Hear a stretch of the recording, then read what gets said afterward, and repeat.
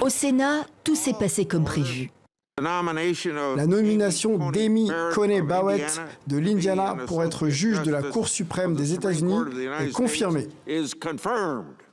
Confirmé donc avec l'appui des Républicains -1 et sans une seule voix démocrate, une première. L'élection à la Cour suprême d'Amy Coney Barrett, 48 ans, 7 enfants, catholique fervente, anti-avortement, et le choix de Trump pour succéder à l'icône féministe progressiste Ruth Bader Ginsburg, décédée le mois dernier. Le serment que j'ai solennellement prêté ce soir signifie que je ferai mon travail sans aucune crainte ni faveur et que je le ferai indépendamment des partis politiques et de mes propres convictions.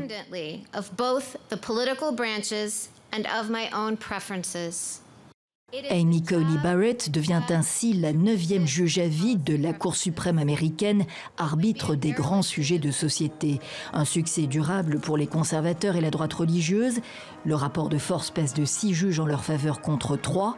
Un succès indéniable pour Donald Trump qui ne boude pas son plaisir à une semaine de la présidentielle.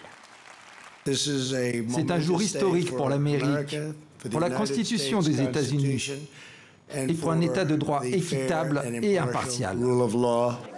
Et si la magistrate, comme le président, insiste sur l'impartialité de la fonction de juge, les démocrates, eux, dénoncent une hypocrisie.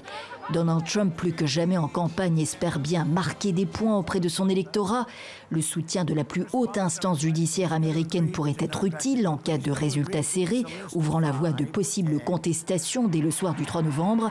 Rien n'est joué, en effet, malgré l'avance de son rival démocrate dans les sondages au plan national.